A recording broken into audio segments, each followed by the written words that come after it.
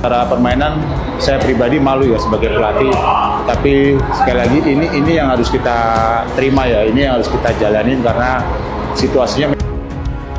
Imbangi Australia, Timnas Indonesia lolos ke Piala Asia U17 2025. Cao trên chiến tuyến và đương nhiên huấn luyện viên trưởng sẽ là người phải chịu trách nhiệm cao nhất, đó là ông Shin Tae-yong. Ông sẽ phải giải trình, phải làm tất cả mọi thứ để giữ được chiếc ghế của mình. Và hãy nhìn vào đoạn status này của người đàn ông quyền lực với hơn 7 triệu người follow trên Instagram. Ông đã có buổi đánh giá trực tiếp với huấn luyện viên Shin Tae-yong về những gì đã xảy ra trong tháng 10 vừa qua. Một tháng tuy không dính dáng gì đến cô hồn nhưng lại khiến cả nước Indonesia.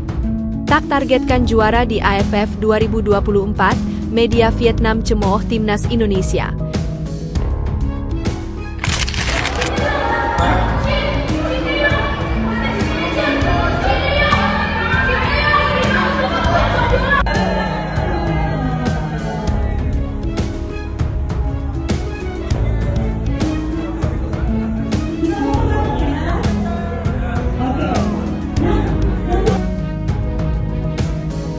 Shin Tae-yong pulang kampung, PSSI masih tunggu daftar pemain Timnas Indonesia untuk lawan Jepang dan Arab Saudi.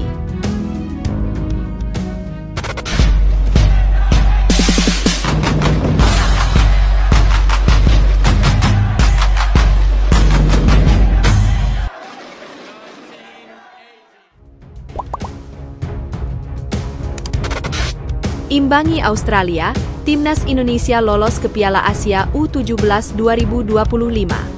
Timnas Indonesia sukses mengamankan tiket Piala Asia U17 2025. Turnamen di Arab Saudi tahun depan menjadi penampilan ketujuh Garuda Muda sepanjang masa. Ajang nanti merupakan partisipasi pertama Timnas U17 Indonesia sejak 2018 ketika mencapai perempat final. Rapor terbaik Timnas di turnamen itu adalah menduduki peringkat 4 edisi 1990. Penampilan di Piala Asia U17 sekaligus membuka kans Indonesia lolos ke Piala Dunia U17 2025. Syaratnya, Indonesia mampu melangkah hingga semifinal. Indonesia melangkah ke turnamen utama usai bermain imbang tanpa gol melawan Australia pada laga pamungkas Grup G kualifikasi Piala Asia U17 2025 di Stadion Abdullah Al-Khalifa Al-Sabah, Minggu, 27 Oktober 2024, malam waktu Indonesia Barat. Hasil ini tidak mengubah posisi klasemen akhir. Australia keluar sebagai juara grup dan Indonesia dipastikan menjadi salah satu dari 5 runner-up terbaik yang juga mendapat tempat. Membutuhkan kemenangan untuk mengamankan status juara grup, Indonesia coba tampil menyerang. Namun, Garuda Muda justru tertekan sejak awal laga. Australia mengurung pertahanan Timnas U17 Indonesia. Kiper Dava Al-Ghasemi dan bek berkali-kali harus memblok tendangan lawan, dengan salah satu peluang berbahaya dimiliki Max Anastasio. Selepas 10 menit pertama, Indonesia mulai keluar dari tekanan. Zahabi Ghali mengancam lewat sepakan dari luar kotak penalti. Dari serangan balik, usaha Zahabi Ghali juga masih mengenai pemain lawan dengan percobaan susulan Evandra Florasta melambung. Australia kembali mengancam. Tendangan Nicolas Alvaro dibuang Fabio Ascairawan di garis gawang. Bola muntah disambut Quinn McNichol, yang usahanya masih membentur Mistar. Tidak lama berselang, sepakan Anthony Didulica. Nama terakhir lalu mampu lepas dari penjagaan 2 kali. Beruntung Dava Al-Ghasemi menunjukkan refleks untuk mementahkan sepakannya. Indonesia bukannya tanpa peluang. Namun, tendangan bebas Evandra Florasta belum tepat sasaran. Babak pertama selesai dan skor masih imbang.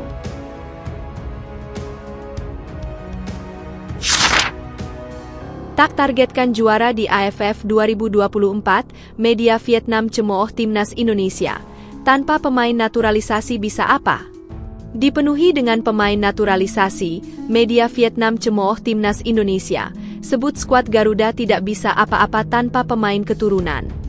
Keputusan PSSI untuk menarik banyak pemain keturunan memang dinilai sangat ekstrim untuk bisa meloloskan skuad Garuda ke Piala Dunia 2026. Di samping target yang tinggi pada Timnas Indonesia Senior yang targetkan lolos ke Piala Dunia, Timnas Indonesia tidak memasang target juara di ASEAN Cup 2024. Lantaran hal tersebut, media Vietnam ini cemooh timnas Indonesia sebab tidak berani memasang target juara di ASEAN Cup 2024 yang mana tanpa ada pemain keturunannya. Sebagai contoh, pernyataan Arya Sinulinga, anggota eksekutif PSSI, tentang tujuan timnas Indonesia untuk berpartisipasi dalam kejuaraan ASEAN 2024 ditanggapi oleh media Vietnam. Arya Sinulinga menyatakan bahwa PSSI belum menetapkan sasaran untuk timnas Indonesia di turnamen yang sebelumnya dikenal sebagai Piala AFF. Targetnya belum ada, belum diketahui, ungkap Arya Sinulinga sebagai anggota Exco PSSI dalam konferensi pers Garuda ID. Media Vietnam menginterpretasikan pernyataan itu secara berbeda, langsung menyatakan bahwa PSSI tidak berani menetapkan tujuan juara Piala AFF untuk timnas Indonesia. Ini menarik karena komposisi tim Garuda di Piala AFF yang akan datang, yang diharapkan tidak banyak didukung oleh pemain naturalisasi. Timnas Indonesia, yang tidak memiliki pemain naturalisasi yang dikenal publik Vietnam, bukanlah tim yang kuat dan mungkin dikalahkan dengan mudah. Indonesia tidak berani targetkan juara Piala AFF 2024, redaksi media Soha Fen. Federasi Sepak Bola Seluruh Indonesia (PSSI) belum mematok target khusus untuk Shin Tae-yong dan timnas Indonesia di Piala AFF 2024, sambung media tersebut. Selanjutnya, juga menyebutkan tanpa 13 pemain keturunan yang ada, timnas Indonesia hanyalah timnas biasa yang tidak bisa apa-apa. Timnas Indonesia sebenarnya hanya tim lemah tanpa 13 pemain naturalisasi, seperti beberapa pertandingan terakhir, tulisnya. Itulah yang menyebabkan PSSI agak berhati-hati menyebutkan target di Piala AFF, imbuhnya.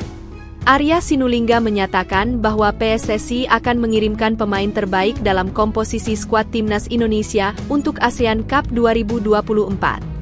Tetapi PSSI tidak akan mengganggu Shin Tae-yong sebagai pelatih kepala dalam memilih pemain. Meskipun PSSI belum membuat janji untuk pemain asing, mereka tetap berusaha untuk bergabung. PSSI menyediakan pemain-pemainnya, silahkan pelatih memilih mana yang dia mau. Pemilihan tetap ada kewenangannya di Shin Tae-yong. Jadi kami tidak akan mengintervensi, seperti harus gunakan pemain muda dari Liga 1. Tidak begitu, ucap Arya. Dengan adanya pemain yang telah disiapkan oleh PSSI, Coach Shin dibebaskan untuk memilih dengan semaksimal mungkin dan sesuai dengan kebutuhan. Pokoknya pemain disiapkan semua, silahkan pilih sesuai dengan kebutuhan yang ada, sambung Exco PSSI tersebut. Kebutuhan Shin Tae-yong membuat kehadiran pemain asing dalam skuad timnas Indonesia disesuaikan. Sebagai permintaan Shin Tae-yong, pemain asing akan dipanggil jika klub memiliki izin.